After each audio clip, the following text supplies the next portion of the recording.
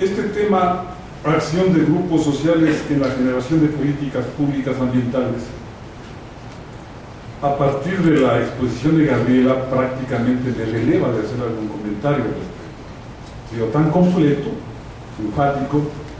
No obstante, voy a ser atrevido y algo pretendo agregar para introducir a un tema que lo tenía pensado desarrollar en la segunda fase y concluir con una convocatoria, una reflexión sobre un caso específico de una nacionalidad indígena que está inserta en el movimiento indígena y que atraviesa un proceso interesante que seguramente lo conocen o lo van a conocer. Pasamos, por favor. No es extraño en Ecuador ni en América Latina la existencia de proyectos extractivos y productivos. Algunos intensivos y extensivos, como los de la gráfica, por ejemplo, que son relacionados a la producción o cultivo de palma africana o de otros proyectos de cultivo de soya, por ejemplo. En el caso ecuatoriano tenemos algunas áreas de cultivos intensivos y extensivos y que impactan sobremanera a las comunidades del entorno. Estos proyectos extractivos y productivos generan impactos físicos, bióticos y sociales. Pero por supuesto, también el problema que para nadie es extraño, el extractivo, genera impactos nocivos sobre estos entornos sociales. En el caso ecuatoriano, el más conocido, el petróleo, ya se ha hecho referencia. Y claro, en la medida en que ese proceso no es desarrollado de forma adecuada, utilizando tecnologías que sí las hay, aunque sean caras, pero reflejando la adopción de una conciencia ambiental respetable. A lo largo de la historia, esa no ha sido la característica.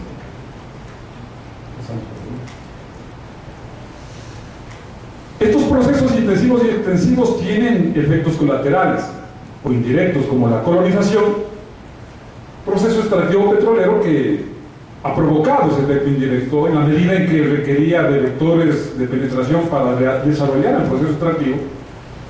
Se iban construyendo carreteras o vías de acceso para la demanda de servicios del sector petrolero, pero detrás de eso iban habiendo procesos que, como un lento fuego quemante, iban arrasando posteriormente con el bosque húmedo tropical, y sobre eso necesidades de solucionar a nivel del país en términos estructurales flujos migratorios que van conflictivizando o agravando estos procesos de impacto al bosque húmedo tropical y a las culturas en el centro. Desde la lógica y racionalidad del Estado, el proceso de integración de la RAE, región amazónica, implica modernización y desarrollo. Claro, no es comprensible que un Estado, un país, no aproveche lo que tiene. Y claro, si vemos que esos procesos extractivos han sido impuestos por una demanda de recursos naturales desde el norte, históricamente, a estos países los convirtieron en monoproductores para satisfacer la demanda del mundo industrial. Y claro, una vez que eso sucedió, no salen de esa condición de monoproducción y tienen que continuarla hasta el final. En términos teóricos se dice, por ejemplo, cuando se reflexiona sobre el proceso de la modernidad, la modernidad impone una racionalidad cognitivo-instrumental que se transmuta a lo largo de los siglos y perdura hasta la actualidad.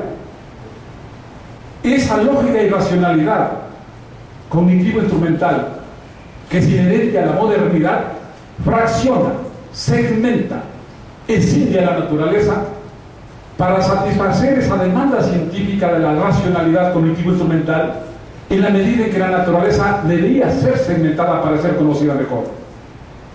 Cuanto más se la segmentaba, la ciencia tenía mayor capacidad de profundizar el conocimiento sobre la parte. En la medida en que se la segmentaba y fragmentaba y se la conocía más, habría que arrancarle, decían los científicos de esa época, aún con dolor, los secretos de la naturaleza. Y una vez que los elementos de la naturaleza eran convertidos en recursos, entonces eran mercantilizables. Y cuando son mercantilizables, tienen que ser extraídos hasta la extenuación. Esa es la lógica del modelo liberal capitalista impuesto en la modernidad y por supuesto vigente en el mundo occidental. Responde a factores de orden internacional y se enmarca dentro del modelo extractivista, como acabo de derivar. El Estado ha protagonizado la incorporación del espacio amazónico a nivel económico y político, marcando la direccionalidad del proceso y definiendo las formas de articulación de la región al país.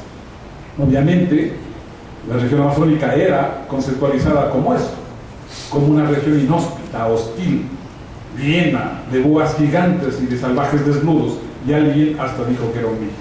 Pero cuando ya se le incorpora al proceso económico, tiene que someterse a la racionalidad de extracción de recursos impuesta por el modelo liberal capitalista, es decir, por el modelo de acumulación de capital. Y que está, pues obviamente, impuesto desde los centros, desde las metrópolis, los centros hegemónicos de poder.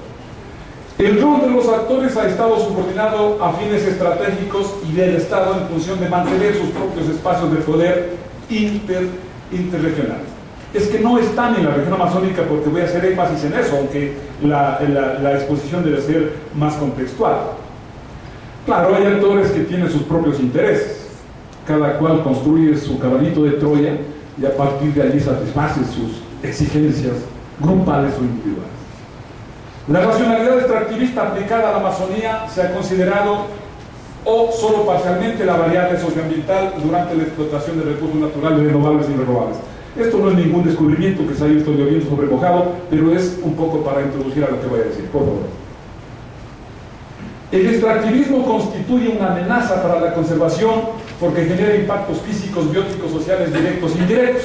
Solamente, reitero, es conocido por todos: destrucción del hábitat, fragmentación de ecosistemas, afectación del cuerpo de agua, pérdida de la biodiversidad. Claro, pero estos son elementos constitutivos de los problemas globales de carácter ambiental. Es que con el proceso industrial iniciado hace siglos, comienza la incipiente acumulación, inicialmente incipiente, y la acumulación de los elementos constitutivos de los problemas globales. Es que al final, todos estos problemas ambientales de carácter global se desarrollan en este proceso de modernización y cada vez se exasperan más, producto del desarrollo científico-tecnológico y de la voracidad de la acumulación de capital por el norte industrializado, no cabe la menor duda, y también por las necesidades propias inherentes a nuestras sociedades, que demandan de recursos para poder sobrevivir.